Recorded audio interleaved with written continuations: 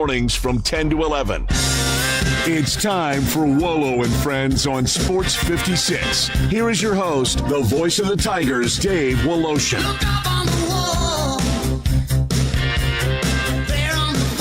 Welcome in on a glorious Wednesday. The portal may be open. Everybody's entering. No one is leaving so far. It's par 3 day at Augusta. Fathers, sons, daughters, wives or caddies. Always a lot of fun. Can't wait to watch some of that on television today. And, of course, tomorrow it starts for real. We'll be making our first golf picks. We got the crew all together. We got from Windyke, Greg Hines. We've got over Memphis Public Golf. We got the great Mickey Barker. We've got Johnny Lyon. Used to do golf radio in Memphis, Mid-South Golfer, that great magazine for many, many years, still in the business with Blazers, and a lot of knowledge and history of golf. He joins us, and then I am picking. So we'll make our first picks of the year. The numbers are in for the women's NCAA. Men's will anticipate Joe Denk, former general manager of 24 and 30 and the producer and director of many a television sports broadcast. He joins us on the business of sports in our middle segment before we make our picks. So nobody signed with the Tigers yesterday. There's still no word on Aaron Bradshaw. He's got, I guess it's 2 weeks before he makes his decision. That'll be the 21st of April of whether he goes in. And don't forget, you have 2 weeks to go in. You can go out and sign with a team at any time until the beginning of next year. There is a great piece on the 41 transfers of the Penny Hardaway era in the Commercial Appeal, written by our own Jason Munz. Munzie calls them hits or misses. Up until this year, the Tigers' track record was pretty good. 55 or 56% were hits, and then he would classify it home run, double, triple, and 4 of them were home runs. A couple of triples in there, most of them singles. But now it's like 41% or 44%, something like that, after last year's debacle where you had 9 misses. Yeah, it was pretty bad. So we shall see. I did these numbers because I heard Greg and Eli speculating this morning, and the word is there will be 3,000 players who are entering the portal. Okay? So do this math. There are 365 Division I schools. If you divide 3,000 by the 365, you will find on average, this is per team now, on average, 8.25 players are leaving. They have entered the portal. I do think, and I know the executive order has come out with Donald Trump trying to fix college sports. I like what the NCAA has countered with, and that's 5 years.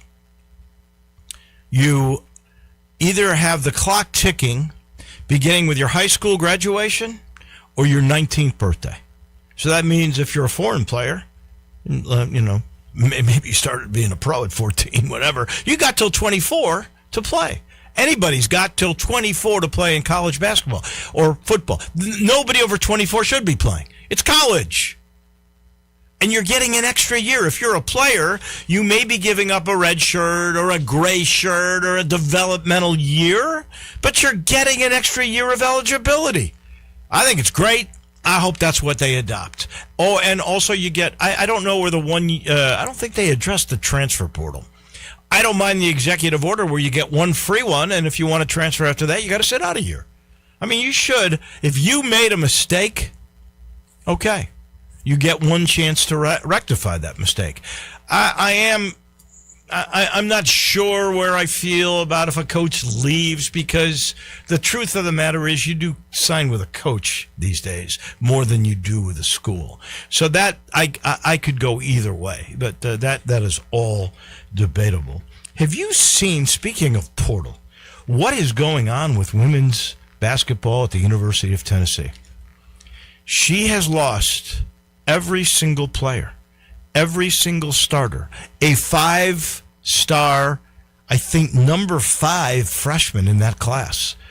She decommitted after everybody left. Wow.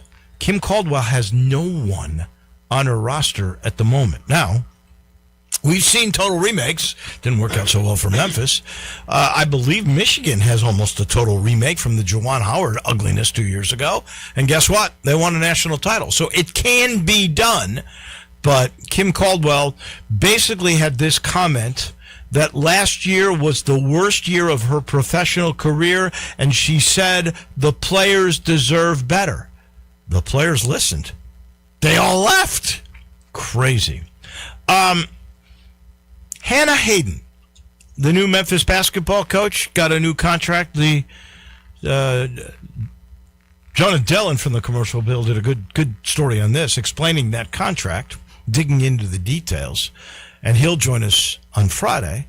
But Jonah points out that, and I've not seen this before, if the athletic director, Ed Scott, were to leave for another job, she would automatically get a 1-year extension. Because, look, he's the one that hired her. New guy coming in, might not know her at all. So she gets a 1-year security blanket, extra year, if he decides to leave. If the Tigers get into a new conference, she gets her deal redone to the value of what that conference and their coaches would bring in. And if she finishes in the top 4, this is a one-time deal, she gets an automatic 1-year extension. Now, this is one time. If you recall, I think it was an 8-win season. If Ryan Silverfield got 8 wins, he automatically got renewed. So he still had 5 years on his contract every year because he won 8 games every year. So interesting little wrinkles in the contract with Hannah Hayden. And one last note before all-time changes here. The Memphis Redbirds on the road last night were winners at Charlotte.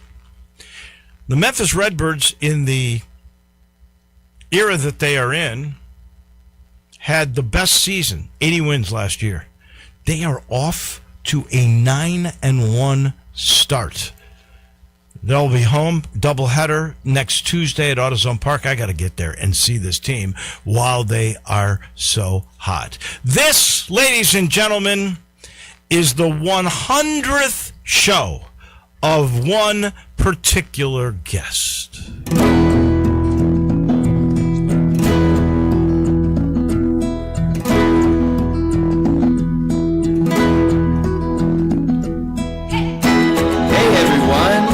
Dennis's 100th time on Wolo and Friends.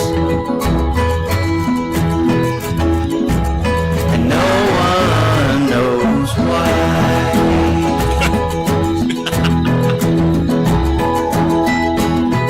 Dennis on Dave. And no one knows why. Well, I know why. Can you believe it? Yes.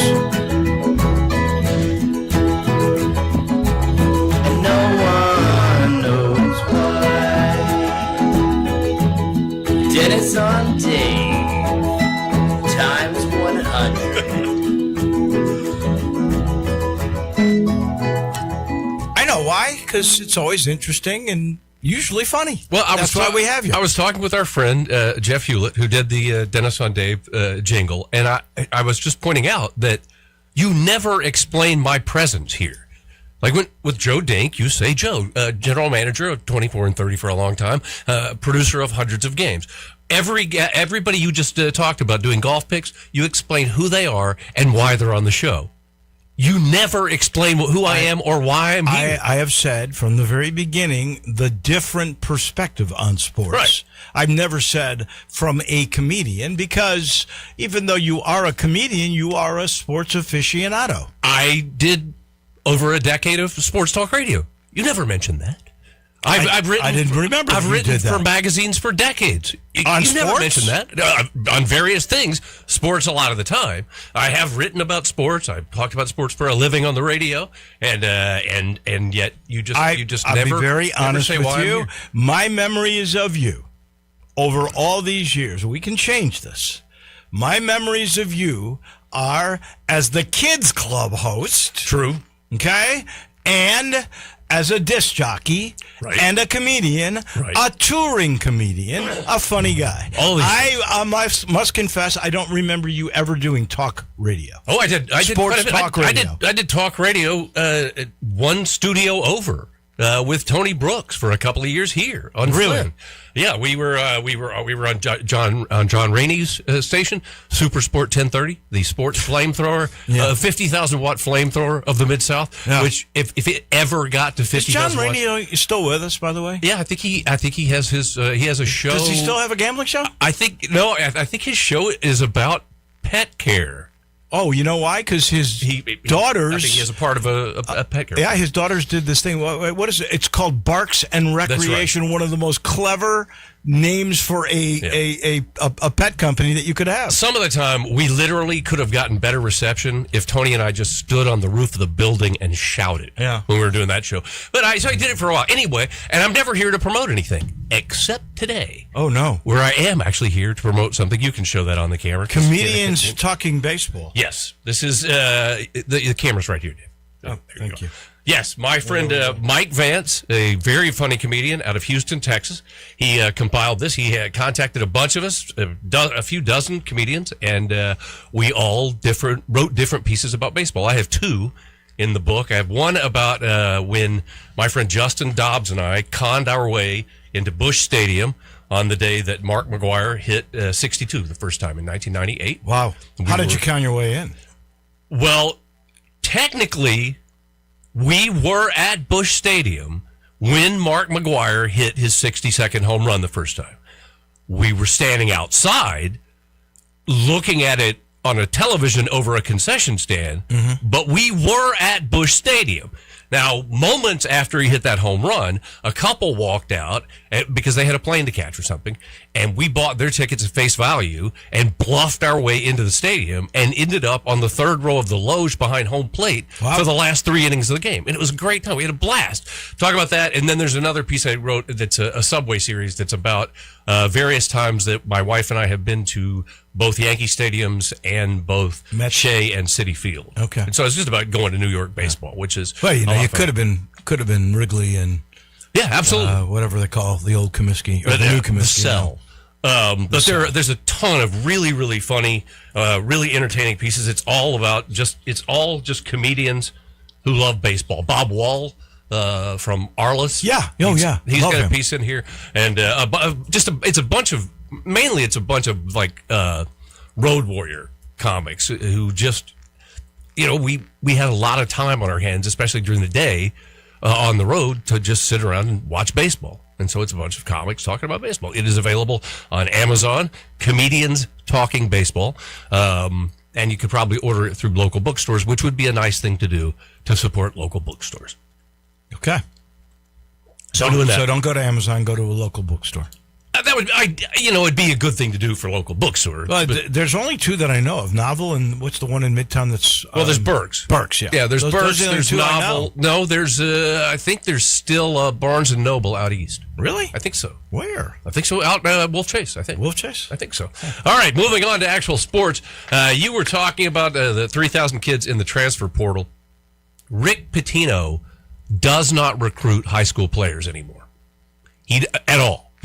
Pitino just doesn't pay any attention to high school. He only goes after other college players. I mean, and that's the thing. It's older just, guys. That's the way it is now. I mean, every player that comes in to play for the Tigers is coming from another college. None of them are coming from high school. Well, Memphis has won and hoping to get Fred Smith, who I think is making his announcement. It might be tonight. I think it's tonight he's making his announcement. It's between Memphis. I think Ole Miss is in there. Trying to remember the other one. I know St. Louis was in the mix for a little bit. I'm not sure they're amongst the finalists, but Fred Smith hopefully makes his decision with a Memphis cap on tonight. I absolutely love Michigan's head coach, Dustin May. Dusty. Dusty. What I love about him is that when Michigan's players jaw all the time. I mean, they talk nonstop. And it's because when he was at FAU, his teams were so much better than every team that they played. They were bored at how much they were beating down other teams, so they just started running down the other teams. The players would just run. They would jaw at officials, and May eventually just reached the point where he was like, "I can't fight this anymore.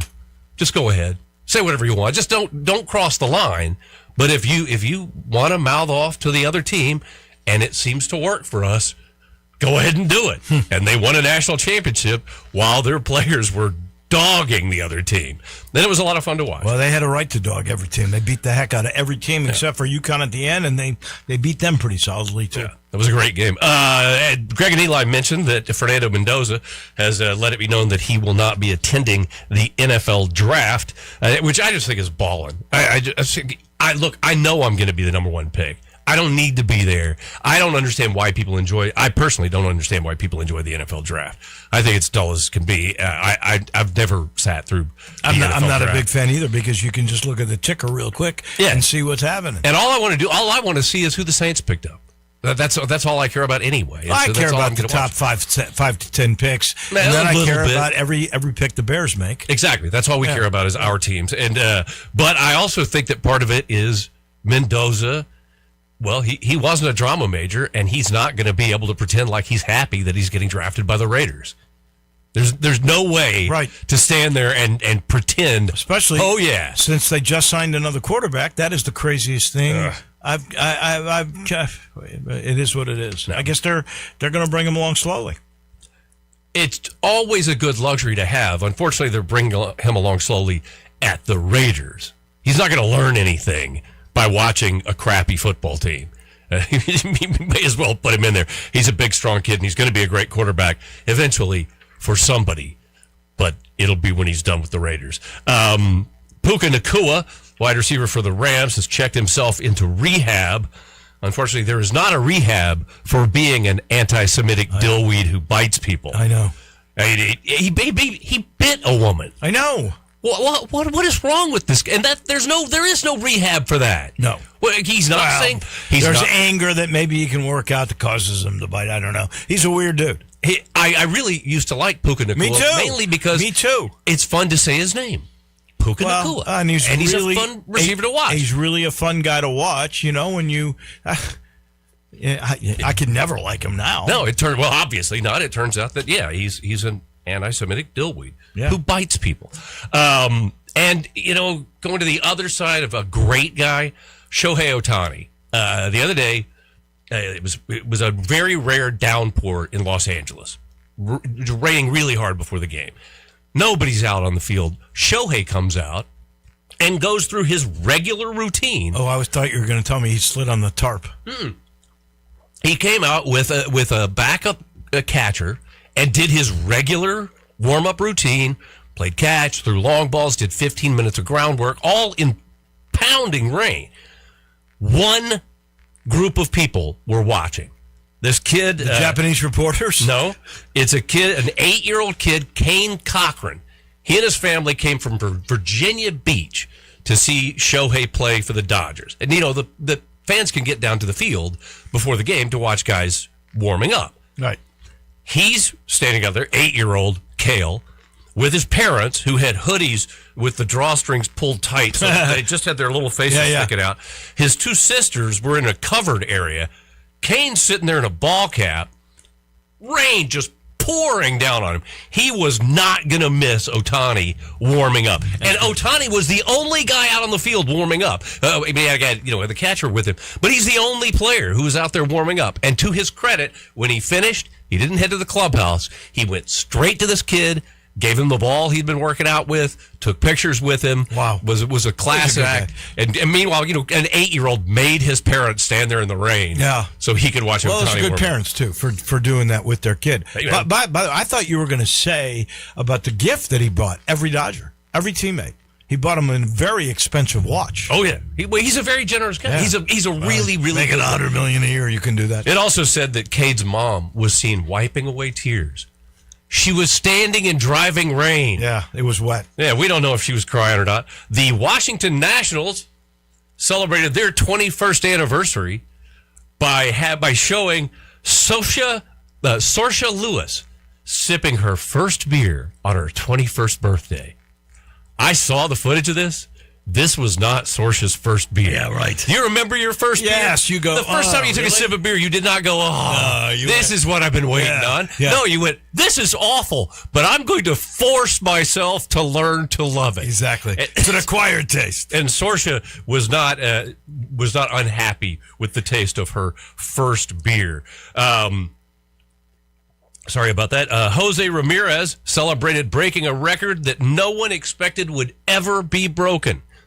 On Monday, Jose Ramirez took the field for the Cleveland Guardians, passing Terry Turner for the most games played in Cleveland franchise history. Are we talking Indians or are we talking both? Indians and Guardians. Wow. He is the 1,620 games played for the Cleveland franchise. Terry Turner, his record, which was broken, was over a century old. I was thinking, man, I can't believe Lou Boudreau didn't play more games than that. It's been over a century since anybody was willing to stay with Cleveland long enough to break this record. And as I'm sure you saw, and you probably were already going to talk about, Rory McIlroy is not going to have any Irish food at the Masters dinner, which he gets to pick the menu. That was last night, wasn't it? Champions dinner? No Irish food because, in his words, he wanted to enjoy the meal.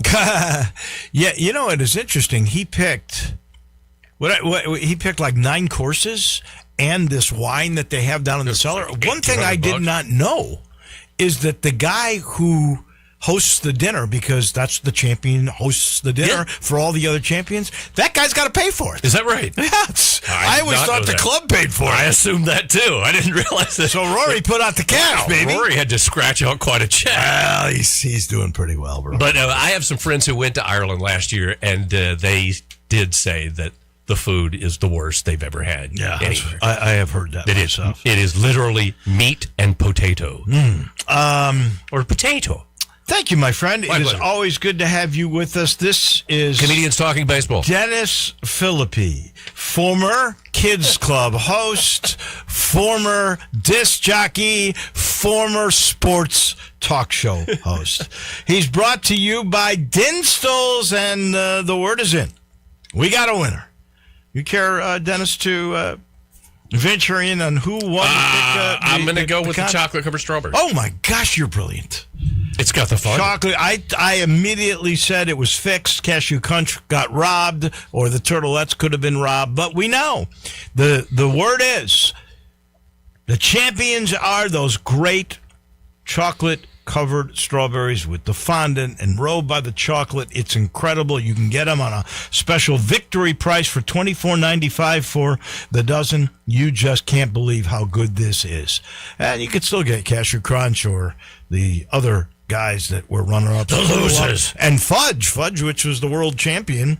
Can't believe the world champion didn't even finish in the top 3 as far as I know. It's pretty impressive stuff. Well, everything's impressive about Dinstall's, including all the places you can get it. In the burbs, Collierville, Germantown, you can get it. Downtown, you can get it. My neck of the woods at Laurelwood, or you can get it where they make it at Pleasant View. The champion are the Dinstall's chocolate-covered strawberries. As I sit in the Family Leisure Studios, still got time, apparently. You can get in on the Make Room for Spring sale. Really, it's a floor model sale, and everything on the floor that is a hot tub, a spa, a cold plunge, you get a deep discount. So good, I can't even tell you what it is. Just go see Billy, go see Lindsay. Tell them we sent you. There could be something in it for you. Just head on over to Family Leisure. We take the quick break. When we come back, the business of sports with Joe Denk. He's right around the corner. Did you miss your favorite Sports 56 show? No! Check out the podcast, broken down hourly at sports56whbq.com or wherever you get your podcasts. Be sure to like and subscribe. Never miss any Sports 56 show again with our podcasts available daily from Sports 56 and 98.5 FM. Your home is your best investment, so why not make it the best it can be with help from Gates Lumber? Start with your front door, serving two purposes, curb appeal and security. Gates has solid construction doors built for security, durability, and beauty. See and compare wood, steel, and fiberglass options side by side at Gates Showroom. It's easier to choose when you can see and touch real doors with real assistance from knowledgeable staff helping you choose the right door for your home and budget. So don't just replace your door, upgrade your protection, and Gates Lumber is the right choice. Family owned and operated, serving you for over 100 years with free estimates, free delivery, competitive prices, and quality products. Call 901-942-3201, go to gateslumber.com, or come by their showroom, 1253 South Bellevue Boulevard. Gates Lumber, celebrating over 100 years with a passion for craftsmanship since 1920.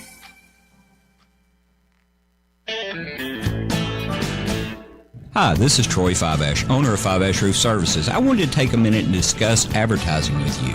There are so many websites that list the best service provider in your area. Even the BBB has an accredited list. You know the one thing they all have in common? A company like mine has to pay to get on that list. So that begs the question, can those lists be trusted? You know what can be trusted? History.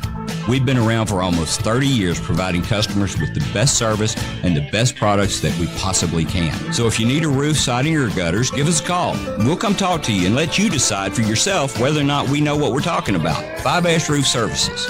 Best products, best warranties, and in many cases, the best price. We're fair, honest, and ethical. 367-0050 or memphisroofer.com. 367-0050 or memphisroofer.com. Fiveash Roofing, it's what we do. We're here for you.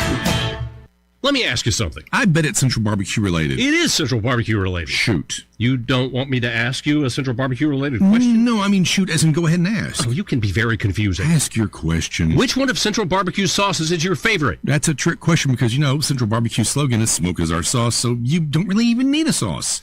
Other than smoke, what's your favorite sauce? I can't do all of them all. Mild, hot, mustard, vinegar, hot vinegar, sweet heat, all of them. And that is how you make a Central Barbecue radio commercial. It's a new year, and it's the first new sale at Family Leisure. It's the floor model sale happening now. Family Leisure has deep, like diving deep discounts on over 100 display models and in-stock hot tubs, swim spas, even those cold plunges. How deep are these discounts? I'm not allowed to say. So if you've been putting off getting a new spa, then right now is the best time to buy. Here's one price I can let loose. You can get a spa as low as $99 a month. Plus, you can get over $1,000 in upgrades with every spa purchased. One other special deal, you can get an $8,000 spa for only $159 a month. And you know what? Family Leisure is going to throw in some LED lights and waterfalls on most models. Room's got to be made, and so do the deals at Family Leisure, Whitten Road and I-40, where family and fun come together.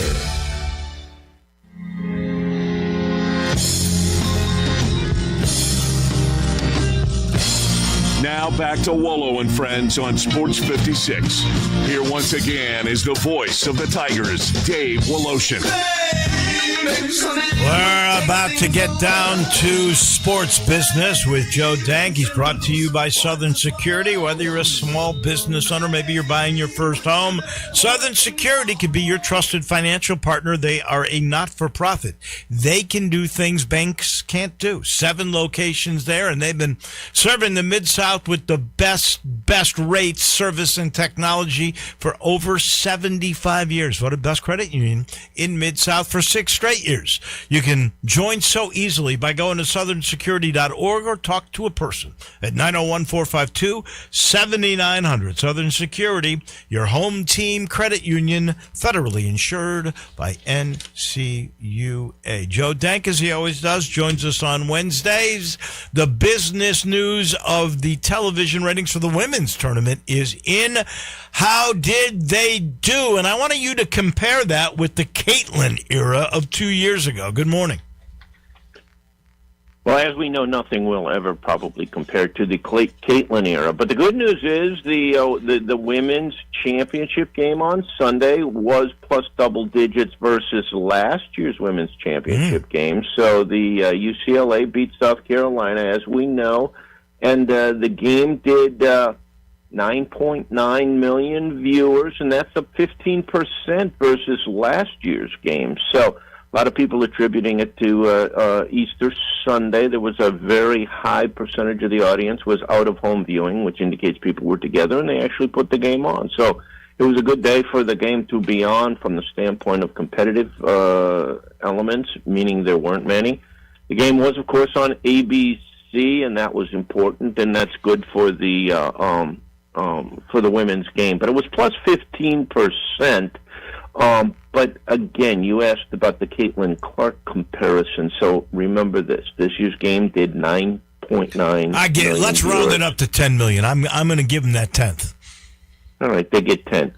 The Caitlin Clark game 2 years ago, 18.9 million viewers. So we'll go up to 19 million for that. So basically 9 million more, almost double. Wow, almost double. Better.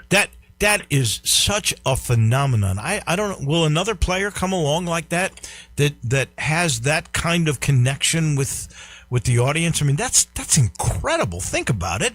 And you know, she really hasn't played a full great WNBA year yet. Maybe this will be the year. She's featured during the Final Four 2 different commercials.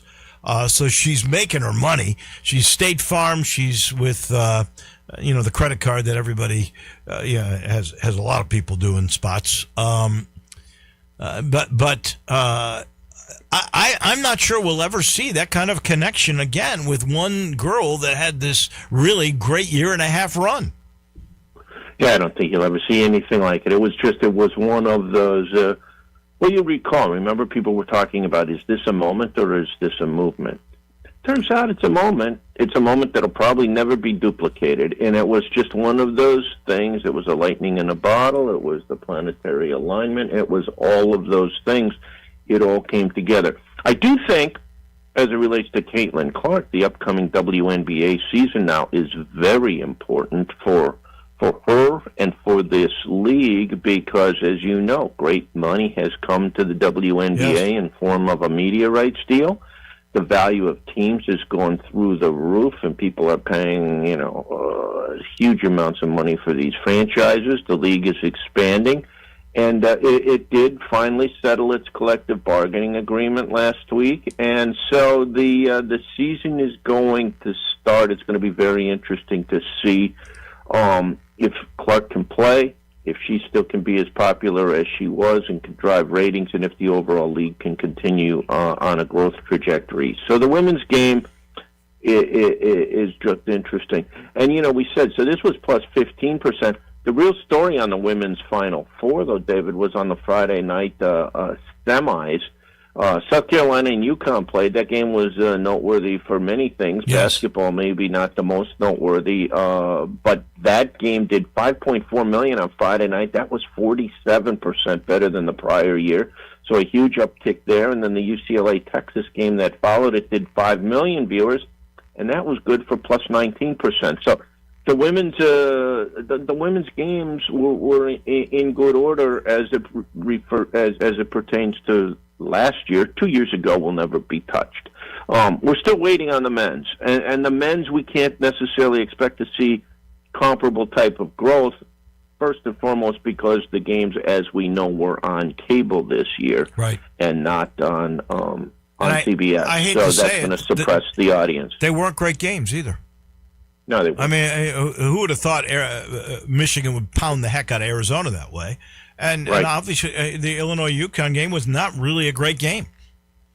So I don't know if that will equate to numbers, because you don't know that going in. But you might get turnoff at toward the middle and the end of those games. I don't know. I was surprised at the lack of competition. It'll be interesting. We'll talk those numbers. One last thing on this.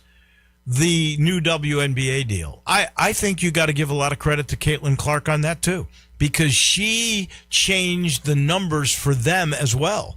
She helped drive, I think, the business deal, that media rights deal that brought all this money in that now the league has to share with the women, the players. Well, if you ever get a chance, I think you should share that thought with the other players in the league. Okay? Yeah, I should. I agree, but don't you? Do you think that there is a correlation there? Absolutely. Yeah. Not a correlation. She's the number one reason why that media deal was that media deal. Remember, 2 years ago, the women's national championship game outrated the men's national championship game. Right. I do remember that. That was phenomenal. All right, That's all you need to know. Let's turn to the NCAA revenue stream. We know them as units. They were $2 million a unit. I know you love doing this. You've broken down what the conference has made. Each conference has a different way that they distribute it. Like the team that plays, some of the leagues you get half the money. I'm not sure exactly even what the American philosophy is, but give us the breakdown of the NCAA unit distribution. Yeah, so here's the real results of the NCAA tournament, and that is that the Big Ten, not surprisingly, with Michigan taking it all, and the league having 9 bids, the Big Ten won 30 units in the tournament this year, and a unit is worth $2 million a pop. So the Big Ten walks away from the NCAA men's basketball tournament with $60 million. As if that's not enough, as you know, UCLA, this is hard to believe when you say it, but UCLA, as a member of the Big Ten Conference, won the women's tournament. The Big Ten won 32 units in the women's tournament, so $6.4 million. You know, a men's unit, $2 million, women's units, $200,000. But the Big Ten, David, walks away from postseason basketball, men and women combined, with $66.4 million. Wow. Some might say a great example of the rich getting richer. Well, I am very curious. Out of that 66.4, how much goes to Michigan? How much goes to UCLA?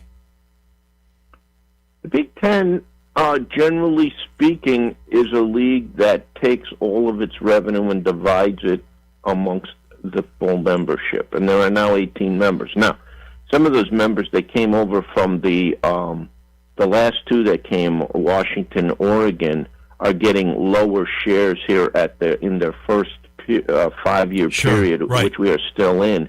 But other than that, the Big Ten has always been a league that has divided equally among its members. And so I believe this will just go in one larger pot and be distributed equally amongst the teams. And the league office usually, too, they get a share. They usually take a share as well. Interestingly, the Southeast Conference was second in the men's tournament, as well as the women's tournament. The Southeast got 24 units out of the men's tournament for $48 million, and their share of the women's tournament was 5.8. So, you know, again, over $50 million goes to the Southeast from these tournaments. But you know, the disparity here is just it is unbelievable. A conference like the Big Ten or the SEC walks out of the tournament with just gigantic amounts of money, over $100 million, and then over $100 million. Yeah. Yeah, that's right. Big East must have done pretty well. They had UConn in the Final Four. They had St. John's, I know, in the Sweet 16, right? How many teams did they originally have in? They did pretty well, I think. They had 3 bids. They got 10 units, so they did $20 million. Okay. All right. I am curious, the NIT, because the American had a team, Tulsa, get all the way to the final. They had, in the Elite 8, they had Wichita. They won a couple of games. Is there any unit distribution, what it might be worth for the NIT? Do you know? I looked. It's unable to be found. I believe there is none. I will, however, point out This was the second year of something called the Crown Basketball Tournament. This is an alternative postseason event developed by Fox. It is a made-for-TV event. The quarters are on FS1. The semis and the finals are actually on Fox. Now, the interesting thing there is they have a prize pool for the 8 teams that participate in the event, and it is in the form of NIL payments. The team that wins that postseason tournament gets $300,000 to distribute amongst itself for NIL purposes. Second place team gets $100,000, and the 2 losers of the semis each get $50,000. So there's $500,000 at stake for the 4 teams that make the semis. Now, this game was played Sunday afternoon. West Virginia beat Oklahoma 89-82 in overtime.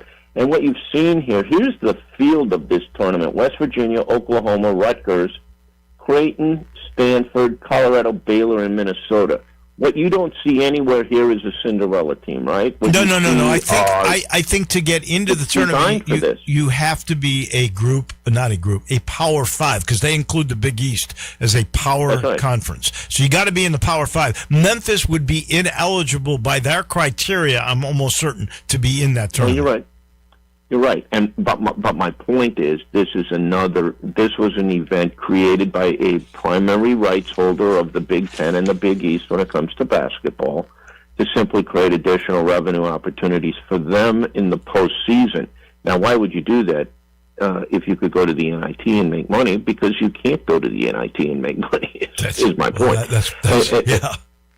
You get my point. And so there's no money to be had in the NIT. This is why, and yesterday it was interesting, and various media sources at the national level were reporting that there's every expectation that the tournament is going to expand, the big tournament, the NCAA tournament. And it may happen as soon as in time for next season. And the idea there, again, is simply to bring in teams like the 8 we just talked about here. Yeah, some were considered bubble, some are left out of the big-time opportunity for money. But clearly, the expansion of the NCAA tournament is not going to be designed to bring in second teams from single bid conferences. No, it's all for the powers. I know, but I am totally against that, but that is a discussion for next week or another week. Joe, as always, we appreciate you so much. We'll see you next Wednesday.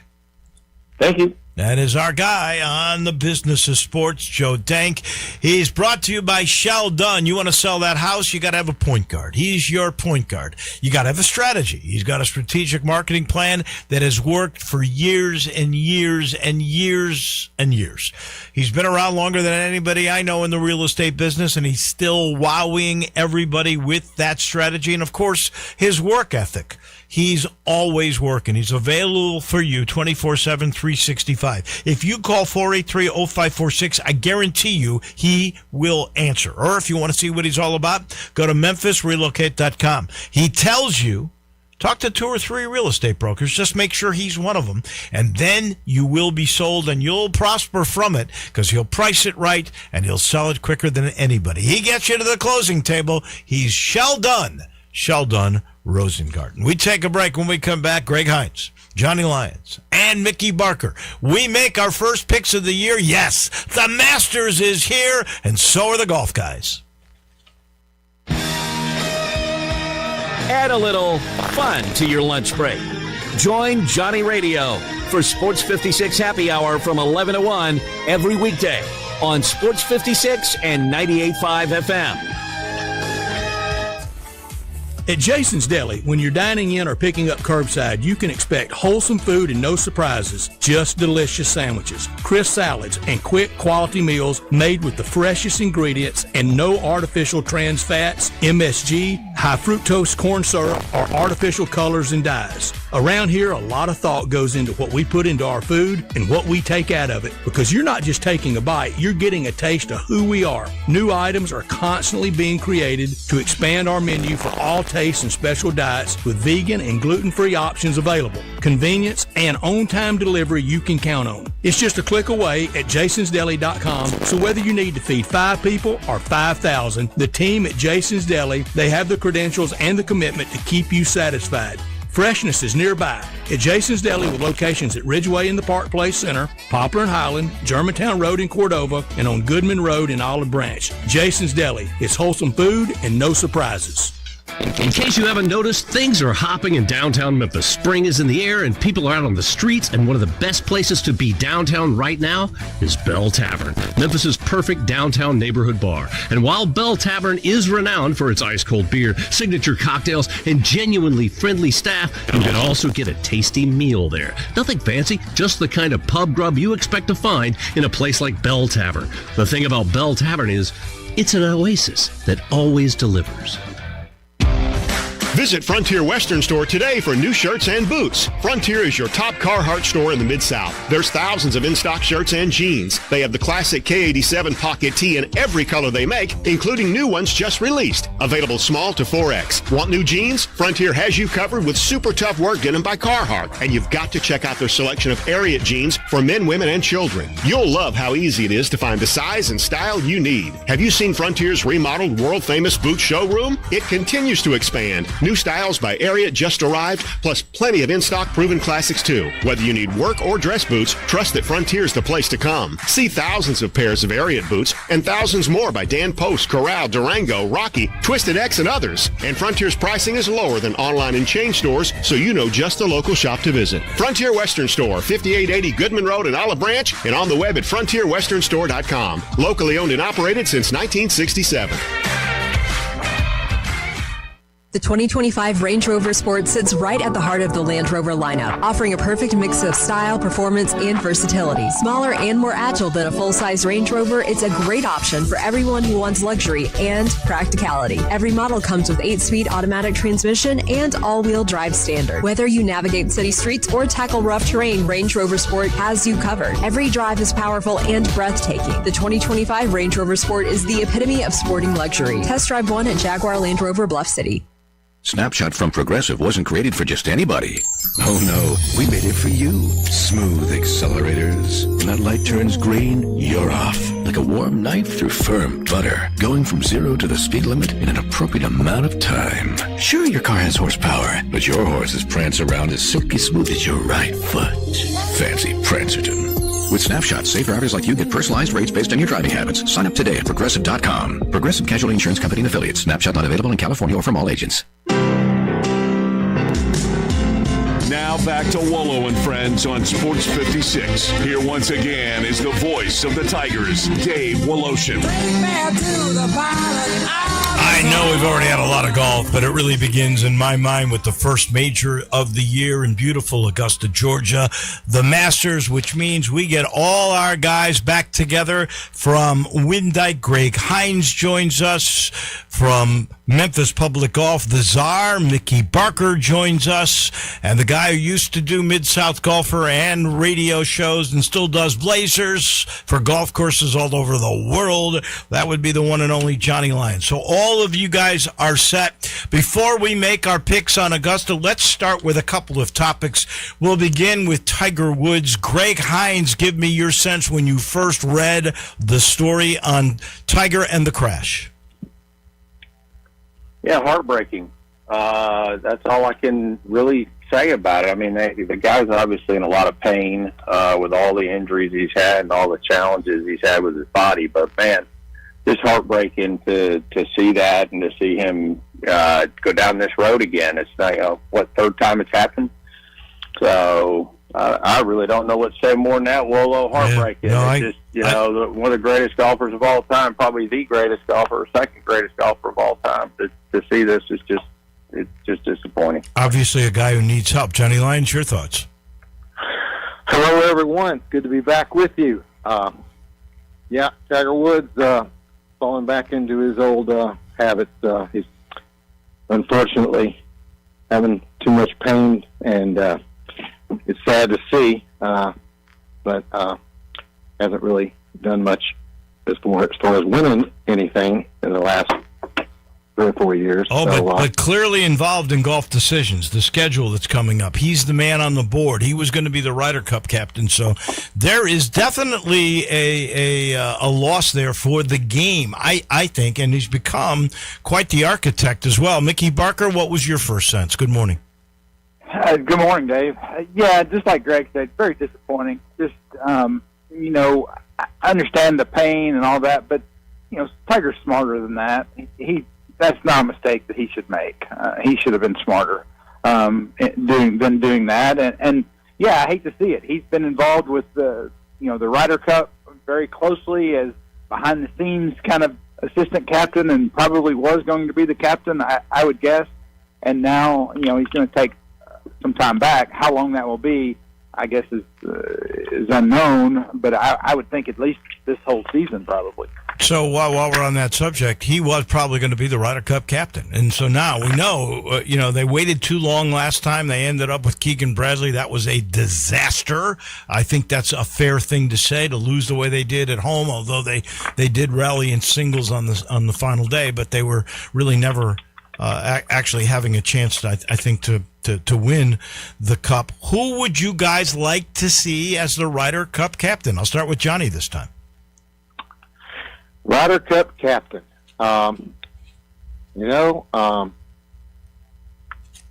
a good question. I haven't really thought about it. I would say somebody like David Toms, or somebody that hasn't really had a chance to do anything.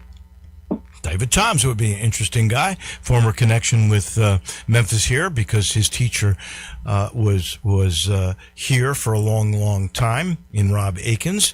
Greg Hines, who would you like to see as the Ryder Cup captain? Has he been one before, Fred Couples? He's been, I think, a President's Cup captain. He would be a popular choice. That's a great choice. I hadn't thought about that. I like him, and the other name I've seen thrown around a lot that I really like is Steve Stricker. That's my guy. I don't know why we wouldn't go with Fred Couples. I think that'd be a great pick. I think that would be terrific. He's a laid-back kind of a guy. Players love him. I don't know why he hasn't even been chosen for that, because I do think he's been a President's Cup guy. So that would be a terrific pick. Steve Stricker is the guy that I've talked about, because he's the last guy that won the Cup as a captain. It was in his native Wisconsin. But my gosh, I do believe between those two, that would be a good pick. Mickey Barker, who would you like to see as the Ryder Cup captain? Absolutely stole my thunder right there. Steve Stricker was top of my list, and if you did the two of them, one or the other, one's the captain, one's the vice captain, I think it's perfect. He and Couples have the perfect attitude to take the players that we've got now. They all fit their type of demeanor. I think that's a perfect fit for either one of those guys. All right, let's get to picks before we run out of time. We got time on the back end. We'll talk about this new schedule, what might be perfect for the FedEx St. Jude Invitational, the playoff, if it remains a playoff on this brand new schedule that will come out here. It's now been delayed, and I think it's been delayed because of Tiger's problems. But we got a defending champion in Rory McIlroy. He finally got that to get the career Grand Slam. I just drew names out of a hat today just to figure out our order, and Greg Hines was the lucky guy to get one. Mickey, you were 2. Johnny, you're 3. I am last in the rotation. The guy who finishes last next week will go first. We go in that order to try to even things up. So, Greg, you got the floor. You got the whole field. Who's going to wear the green jacket when this one is over? Wolo, I got to tell you, since I finished last year, I should be going first. There you go. So there's number one. So a couple things. First time in over a decade, since 2011, there's potentially no rain. Think about that. How does that play into it? A lot of wind forecasted.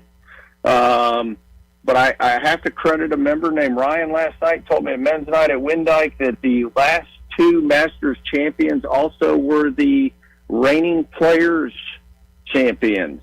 So under that Cam Young. Cam Young. Wow. From out of the box. Do you think that course plays faster than usual without moisture? Well, they can do some funny stuff there. So, I mean, they can water from underneath and suck the moisture out and do all that stuff. But I do think it's going to be a little bit firmer, a little faster than it's been. Okay. Cam Young in the books. Mickey Barker. I don't know why, because you usually do darn well. We got you two. You just got lucky. Go ahead. How do I was expecting Greg to pick Scotty Scheffler. I don't know how you don't pick him. I know. But saying that, I'm going to pick DeChambeau. I think he's Oh, man. I thought I might get to DeChambeau. Okay. DeChambeau in the books. I don't blame you there. I think he's probably due. He was in the mix last year, right? Rory beat him out. Isn't that how that worked? In the final group. Yeah. Yeah. So, Johnny, you get to go third. I'm taking my boy Scotty. Yeah, of course you will. Has a new little baby, and he's got a lot. I think he's going to be ready to play. I think there's something. Jack Nicklaus talked about this with Tiger Woods. I think when you start families, and now he's got a second kid here, I think it definitely is distracting. So I'm not sure. I guess I'm going to go. I'm going to go with Xander Schauffele, who's played. He's been in the top 5 of every tournament he's played so far this year. I'll go Xander. That gets us back to Greg. Yeah. So I actually, real quick, going to comment. I think you look at guys like Spieth and Justin Thomas, and as their families come back, you've seen that happen to them too. So with that said, I mean, I don't know how I can't take the defending champion, Rory. Okay. Well, you got a good lineup so far. Rory, I don't know. I just don't think he does it 2 years in a row. I don't think he's that kind of a player. I think he's got so much success already. I think after he won Augusta last year, like his mind flipped off. I don't know if it's flipped back on. That leaves Mickey. You're next. Well, he's been playing really good all year, and just couldn't quite get it done on Sundays, but I'll give him a shot. I'll go with Oberg. Gosh, that's my guy. That's where I was going. I've kind of picked him as my, not really a dark horse, but a guy I thought would win. That leaves Johnny. You got your second pick.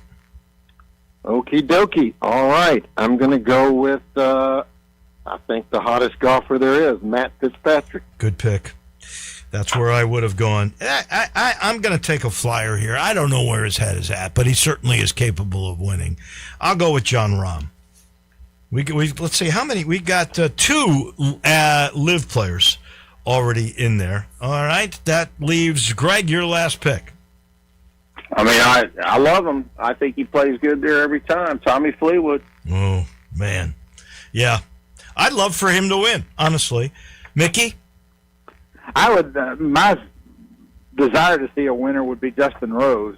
That would be great. I would love to see him finally get it, but I'm not going to pick him. Patrick Reed, I think, is probably a good pick there. He's playing well. He always plays well there. So Patrick Reed. Okay, Johnny. Okay, third and final pick. We'll go with Chris Gotterup. Gotterup, who's played really good this year. That's a good pick. I'm going to go with Robert McIntyre. I'll go with the lefty. And that is our first picks, perfectly timed. Cam Young, Rory McIlroy, Tommy Fleetwood for Greg. Man, you're in good position, Greg Hines. DeChambeau, Oberg, and Reed for Mickey. Johnny's got Scotty. He's got Matthew Fitzpatrick and Chris Gotterup. I've got Xander Schauffele, John Rahm, Robert McIntyre. Let the games begin.